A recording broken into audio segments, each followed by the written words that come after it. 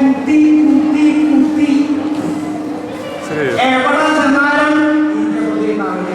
അവസാനം അങ്ങനെയുള്ള ആളുകൾക്ക് എവിടെ സംഗീതം പുണ്യക്ഷേത്രങ്ങള് പുണ്യനദികളുടെ പക്കത്ത് അങ്ങനെ അവിടെയും ഇവിടെയായിട്ട് മഹാരൂപിയായിട്ട് അവിടെയും ഇവിടെയും കിടക്കുന്നത് എനിക്ക് കാണാനായിട്ടുള്ള അവസരം ഉണ്ടാവട്ടെ.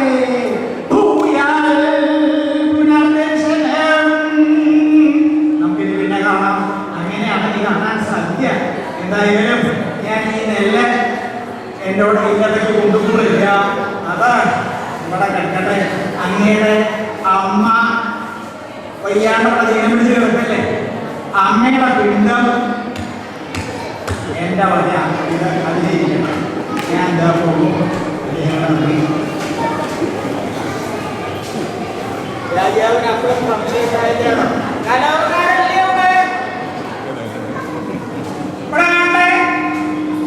ഈ മൂന്നറിഞ്ഞ നെല്ലെടുത്ത് പട്ടായത്തില്ല അപ്പോഴും അവിടെ പൂസലും മഴയാണ്. ഇങ്ങനെയുള്ള രാജാവിനെ സേവിച്ചിട്ട് എന്താ കാര്യം? സമ്പത്ത് ധാരാളം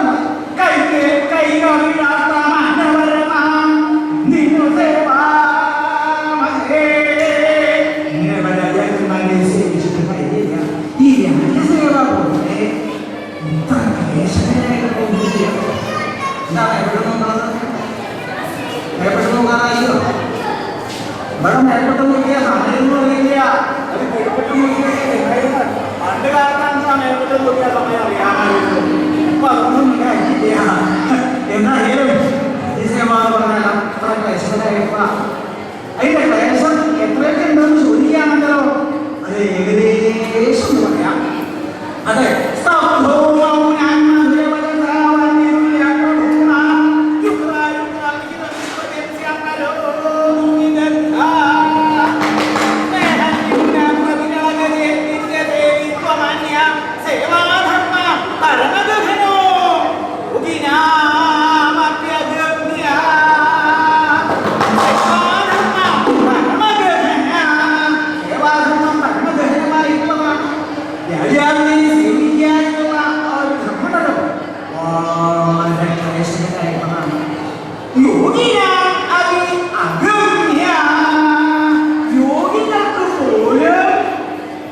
അപ്രാപ്യമായിട്ടുള്ളതാണ് രാജ്യസേവ. അതിനെ കൊണ്ട് പോലെ ആക്കിപ്പോളാൻ വേണ്ടി പരിശ്രമിക്കുന്നതാണ്. എന്താ ഇതിന്റെ പരിശ്രമ എന്നാണെങ്കിൽ വേറൊന്നുമല്ല. ഒരു വിദ്വാൻ ഈ രാജ്യസേവയ്ക്ക് എപ്പോഴാണ് ദാരിദ്ര്യമാണ് ഇതിന്റെയൊക്കെ അടിസ്ഥാനമാണ്. ആ ദാരിദ്ര്യത്തിന്റെ ശക്തി ഒന്ന് പറയാനായിട്ട് ദാരിദ്ര്യം മാനായിട്ടാണ് ആ രാജ്യം. ഒരു വിദ്വാൻ ഏകാന്യന്മാരെ വന്നിട്ടുള്ളൂ. ഇളയത് അനുജനെ ഇളയതെന്നാണ് പറയുക. ഇളയത് ഒന്ന് ഏത് രാജാവിനെ സേവിക്കേണ്ടത്? രാജ്യസേവനായിട്ട് എങ്ങനെയാണ് കഴിച്ചു കൂട്ടുന്നത്, എന്തൊക്കെയാണ് ചെയ്യേണ്ടത് എന്നുള്ളതൊന്ന് കാലയെക്കുറിച്ച് മനസ്സിലാക്കിയിട്ട് ചെന്നാൽ കുറച്ച് സാരം എളുപ്പമുണ്ടെന്നോ. അപ്പൊ രാജ്യസേവനായിട്ട് ഇവിടെ അടുത്തൊരാൾ കൊടുക്കുന്നത് കേട്ടിട്ടുണ്ട്. അയാളെ അവിടെ ചെന്നു, ആ വരിക വരിക വരിക വരിക വരിക, ഏയ് എന്താ എന്താ എന്താ തോന്നുന്നത്? രാജ്യസേവനായിട്ട് ആരോ കൂടെ ഉണ്ടായിരുന്നു. ഞാൻ അയാളല്ല, ഈ രാജധാനിയിൽ ചെന്നാലേ ഈ രാജ്യസേവനായിട്ട് എങ്ങനെയൊക്കെ അവിടെ കഴിച്ചു കിട്ടുന്നത് താൻ എങ്ങനെയൊക്കെയാ ഉണ്ടായത്? മനസ്സിലാണോ? നാവാണ് പ്രധാനം. നാവ് പിഴച്ചാൽ എപ്പോഴും വാക്കിനെ മനസ്സിലാക്കണം. അവിടെ ചെന്ന് പറയുന്ന കാര്യങ്ങൾ മനസ്സിലാതെ എന്ന് പറഞ്ഞാൽ രാജകോപത്തിന് ഇട വരും. തരളോളം വാക്കിനെ നിയന്ത്രിക്കുക, അതാണ് വേണ്ടത്. വാക്കിനെ നിയന്ത്രിക്കലാണ് പ്രധാനത്തെ. ഇത് മുതൽ പോകാതെ ഒരു രാജധാനിയിൽ നിന്നും രാജാവിനെ കണ്ടു. ആ രാമൻ എവിടുന്ന് വരുന്നു?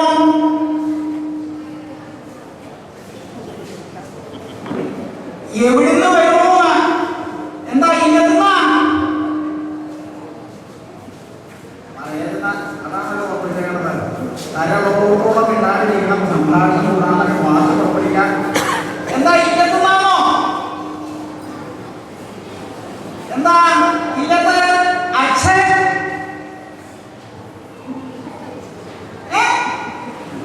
അച്ഛൻ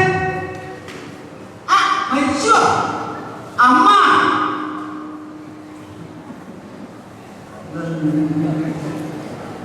അങ്ങനെ പോയി അപ്പൊ ഇല്ലത്ത് ജ്യേഷ്ഠൻ ജ്യേഷ്ഠനെ എന്താ ഒന്നും പറയാൻ പറ്റില്ലേ? ബ്രാഹ്മണനൊക്കെ എന്താ ഉണ്ടായിരിക്കുന്നത്? നാവില്ലേ?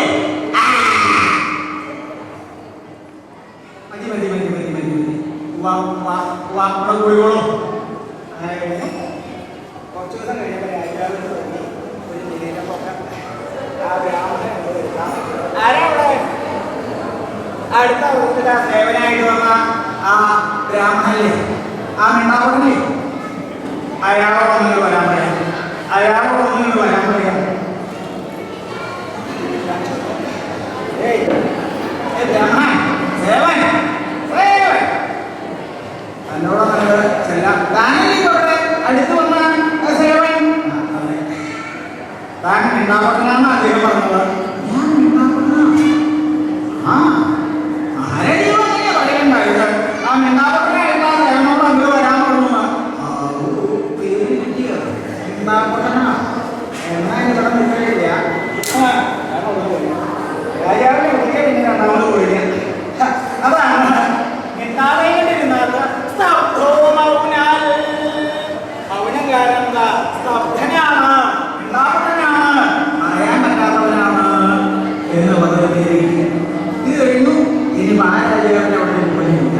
ആരെ മുമ്പ് ഉപദേശം ആരോടാരും തേടലുണ്ടായതെന്ന് ആ വിദ്വാനടുത്തേക്ക് ആദ്യം ചെന്നു. എന്റെ കണ്ട പോന്ന താനല്ലേ വാക്കിനെ ചെയ്തില്ലെങ്കിൽ വളരെ പ്രധാനമെന്ന് പറയുന്നത്. ഞാൻ അതുകൊണ്ടേക്ക് അവിടെ പ്രവർത്തിച്ചു. പക്ഷെ അവസാനം എനിക്കൊരു പേര് ഉണ്ടാവണം. അങ്ങനെ ഒന്നും പറയാനിരിക്കരുത്. രാജാവിന് ഹിതായിട്ടുള്ള കാര്യങ്ങൾ വേണം പറയാൻ. അദ്ദേഹത്തിന് സന്തോഷമാവണം. താൻ പറയുന്നത് കേൾക്കുമ്പോഴൊക്കെ അദ്ദേഹത്തിന് തൃപ്തിയാവണം. അദ്ദേഹത്തിനെ സന്തോഷിപ്പിക്കലാണ് വേണ്ടത്.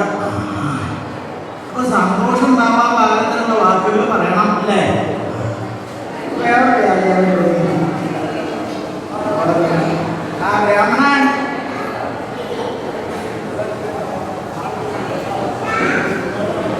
എവിടുന്ന് വരുമോ?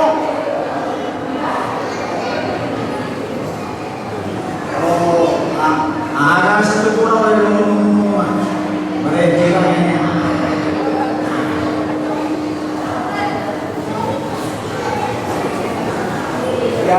മറ്റാള് പറഞ്ഞിട്ടുണ്ട് രാജാവിന് ഹിതായുള്ള വാക്കുകൾ പറയണം. അദ്ദേഹത്തിന് കേട്ടാൽ സന്തോഷമാണെന്ന്. ഇരിപ്പ് നന്നായിട്ടുണ്ട്. ആ കാലഘട്ടത്തിലേക്ക് ഭംഗി ആ ശുദ്ധി പറഞ്ഞേക്കാൻ അങ്ങനെയാണ്.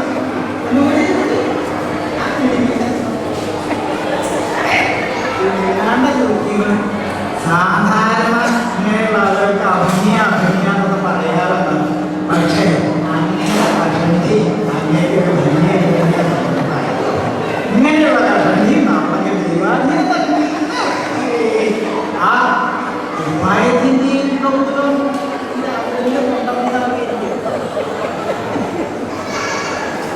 പല്ല് കാണാൻ പല്ല് കണ്ടുകൊണ്ട്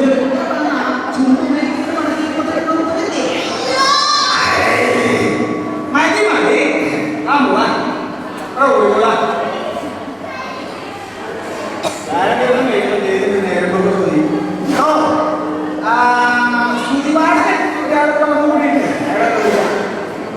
studi bát cái nó về đi thì nó apa nào cái này nào là cái gì à mà dia baca sawan di dunia ada tu banyak biasa kita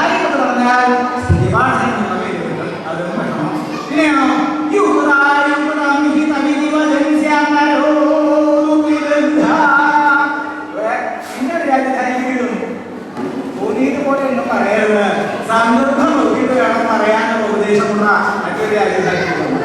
അവിടെ നമ്മൾ ഗ്രഹണക്കരയിൽ കയറി. അവിടെ ഗ്രഹണക്കാരൻ വെള്ളം കോരിക്കൊണ്ടിരിക്കുക. എന്താ ഗ്രഹണക്കാരൻ ചെയ്യുന്നത്? വെള്ളം കോരുക. നന്നായിട്ടോ കിണറ്റുന്ന പാത്രം മോളന്റെ കുട്ടിയാണോ? അങ്ങനെ ഇനി ആ വെള്ളം കോരിയെടുത്ത പാത്രം, ആ വെള്ളം ഈ പാത്രത്തിൽ ഒഴിക്കുക. പാത്രം മലത്തി വെച്ചിട്ട് ഒഴിക്കണേ. പാത്രം മലത്തി വെച്ച് ഒഴിക്കാൻ മലത്തി വയ്ക്കാതെ കമുത്തി ഒഴിച്ചിട്ട് വല്ല കഴിക്കണോ? അല്ല, ഞാൻ പറഞ്ഞു മാത്രം. അങ്ങനെയാണ് ശരിയാന്ന് എനിക്കറിയാം. എനിക്കെന്താ ഭാവം? പാത്രം അടുപ്പിരിക്കാനല്ലേ എനിക്ക് പിടിപ്പിച്ചിട്ട് വയ്ക്കണോ? ഈ പാത്രം അടുപ്പിന് മുളകിരിക്കാൻ കത്തി വയ്ക്കുന്ന വെള്ളം അടുപ്പിൽ പോകും, കത്തി വെച്ച് ഇത് കെട്ടുപോകും.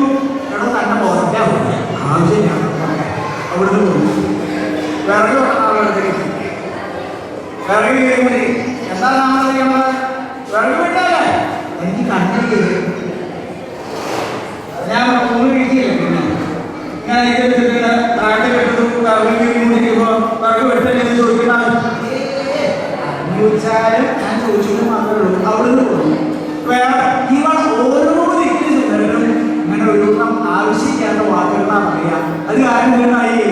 അയാൾക്ക് മറ്റൊരു പേര് ദുഃഖിതൻ എന്ന പദവിയെ സമ്പാദിച്ചു. അവിടുന്ന് പോകുന്നു. ഇങ്ങനെ വളരെ പ്രയാസപ്പെട്ടതാണ് സേവാധർമ്മം, സേവകനായിട്ട് കൂടുക എന്നുള്ളത്. ഇനി മാത്രമല്ല, ഇങ്ങനെയൊക്കെയാണ് രാജ്യത്തെ കാണാൻ പോകില്ല. കണ്ടാലേ അങ്ങനെ പറയാം. അയാൾ സ്നേഹിക്കാൻ അയാൾക്ക് രാജാവിനോട് സ്നേഹിക്ക. അയാളുടെ നിത്യവൃത്തി കഴിയാൻ വേണ്ടിയോ സ്നേഹിക്കാത്തവനാന്ന് പറയും. വേണ്ട, പതിവായിട്ട് പോയാലോ നിത്യ പതിവായിട്ട് പോകുന്ന ആളാണ് അയാൾ. ആർക്കും ഒരു വിലയില്ല.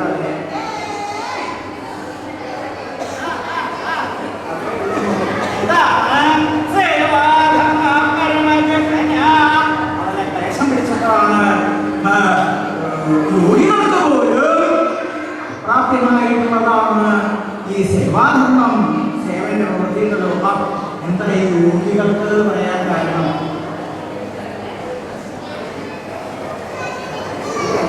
കാരണമല്ലാതെ അതും ഉപയോഗിക്കേണ്ട ആവശ്യമില്ലല്ലോ. യോഗികൾക്ക് പോലും പറ്റാതെയുള്ളതാണ്, ക്ലേശഭൂയിഷ്ഠായിട്ടുള്ളതാണ് ഈ സേവാധർമ്മം. യോഗികൾ എന്ന് പറഞ്ഞാലോ സന്യാസിമാര്. ആ സന്യാസാശ്രമത്തിൽ ഓരോന്നിനെയും നിസിക്കണമെന്നുണ്ടെങ്കിൽ വളരെ ക്ലേശഭൂയിഷ്ഠായിട്ടുള്ളതാണ്. അവരുടെ ഓരോരോ ചര്യകള്, അനുഷ്ഠാനങ്ങള് അത് വേണ്ടതുപോലെ അനുഷ്ഠിക്കാം. അവർക്ക് പോലും സേവ വളരെ ക്ലേശഭൂയിഷ്ഠമായിട്ടുള്ളതാണ്. അത്ര താൻ പറഞ്ഞ് ഇന്നെ രാജാക്കന്മാരെ സേവിക്കരുത്, ഇന്നെ ഗുണങ്ങൾ വേണം, അരുതെന്ന് മാത്രമേ പറയുള്ളൂ. എങ്ങനെയുള്ള രാജാവിനെ വേണം സേവിക്കാൻ? അത് പ്രത്യേകം കാര്യമില്ലല്ലോ. അത് പറഞ്ഞാലല്ലേ രാജ്യസേവയ്ക്ക് പോകാൻ പറ്റുള്ളൂ. അല്ലാതെ ഇങ്ങനെ പറഞ്ഞാൽ കഴിഞ്ഞിരിക്കുമെന്ന് ചിലപ്പോൾ ഒരാളുടെ കൂടെ പറഞ്ഞു. അത് കുറെ നേരമായി കഴിഞ്ഞിട്ടുണ്ട്. അത് പറഞ്ഞാൽ കഴിഞ്ഞിട്ടൊരു അതാണ് ഇതിന്റെ ഒരു വൈഷമ്യം പറയുന്നത്. പറഞ്ഞാലത് മര്യാദ പോരാ, ഇത്തിരി കൂടി പറഞ്ഞാൽ എവിടെയെങ്കിലും എന്ന് പറഞ്ഞാൽ നിങ്ങളെ നശിപ്പിക്കാതെ ഇരിക്കാൻ വേണ്ടി. അതെ, ഏത് തരം രാജാവിനെ വേണം സേവിക്കാൻ എന്നെങ്കിൽ ഞാൻ പറയാം, മനസ്സിലെത്തി കേൾക്കണം. അങ്ങനെയുള്ള രാജാക്കന്മാര് ആരാണോ ആ രാജാവിനെ വേണം സേവിക്കാൻ. ആ രാജാവിന്റെ സേവിക്കാൻ പറ്റുന്ന രാജാവിന്റെ